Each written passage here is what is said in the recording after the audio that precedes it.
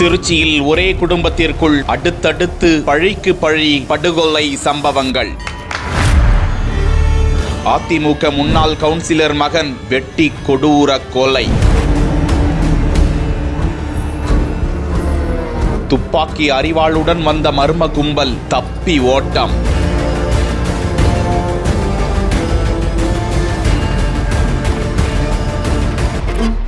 திருச்சி அரியமங்கலம் திடீர் நகரை சேர்ந்தவர் கேபிள் சேகர். இவர் முன்னாள் அதிமுக பகுதி செயலாளராகவும் திருச்சி மாநகராட்சி அதிமுக கவுன்சிலராகவும் பதவி வகித்து வந்தவர். இவரது மனைவி கயல்விழி சேகர் முன்னாள் திருச்சி மாநகராட்சி அதிமுக கவுன்சிலர். இவர்கள் கேபிள் தொழில் செய்து வருகின்றனர். கேபிள் சேகர் மற்றும் அவரது அண்ணன் பெரியசாமி உள்ளிட்டோரின் தொழில் பன்றி வளர்ப்பது என்று கூறப்படுகிறது. இது சம்பந்தமாக ஏராளமான பகை, கொலை முயற்சி உள்ளிட்ட பல்வேறு வழக்குகளும் கேபிள் சேகர் மீது உள்ளது. கேபிள் சேகரும் பல ஆண்டுகளுக்கு முன்பே வெட்டி கொலை செய்யப்பட்டார். அவரை கொலை செய்ததாக சேகரின் அண்ணன் மகன் சிலம்பரசன் கைது செய்யப்பட்டு ஜாமீனில் வெளியே வந்த நிலையில் அண்மை வருடங்களுக்கு முன்பு அவரும் ஒரு கும்பலால் படுகொலை செய்யப்பட்டார். இந்த நிலையில்தான் கேபிள் சேகரின் மகன் முத்துக்குமார் இன்று காலை சுமார் 11 மணி அளவில் திருச்சி அரியமங்கலம் SIT பேருந்து நிறுத்தம் அருகே வந்தபோது அவரை சுற்றி சூழ்ந்து கொண்ட ஒரு கும்பல் சரமாரியாக அவரை ஓட விரட்டி வெட்டி படுகொலை செய்து விட்டதாக